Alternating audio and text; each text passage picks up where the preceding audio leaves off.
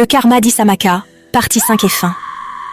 La prêtresse regarda Isamaka avec ses yeux anciens et lui dit « Il n'y a qu'un seul moyen de briser cette malédiction. Tu dois recevoir le pardon de la femme qui a fait cette gaffe, dit-elle.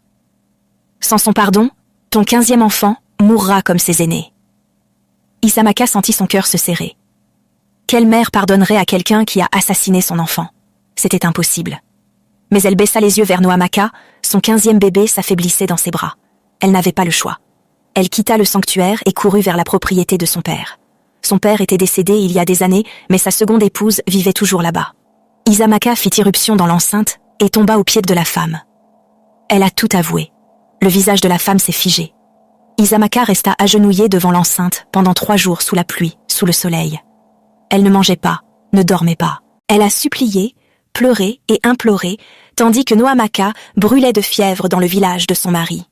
Le 3e jour, la femme est sortie. Son visage était ruisselant de larmes.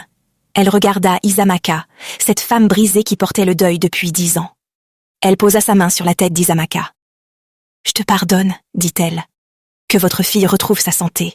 La fièvre est tombée à la même heure. » Noamaka ouvrit les yeux et se mit à pleurer.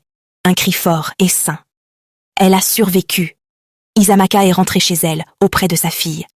Elle a dit à Obiora et à sa famille qu'une puissante prêtresse avait brisé la malédiction.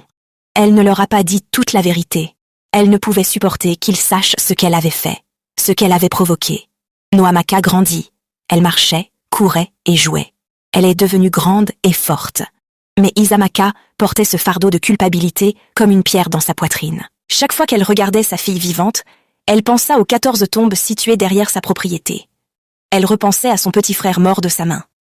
Elle repensa à toutes ces années de souffrance qu'elle avait elle-même provoquées. Elle a eu son miracle, mais certains cadeaux ont un poids qui ne s'allège jamais. Le pardon avait été accordé, mais oublier était impossible. Isamaka vivait avec la conscience de qui elle avait été et de ce qu'elle avait fait. C'était un fardeau qu'elle porterait jusqu'à son dernier souffle.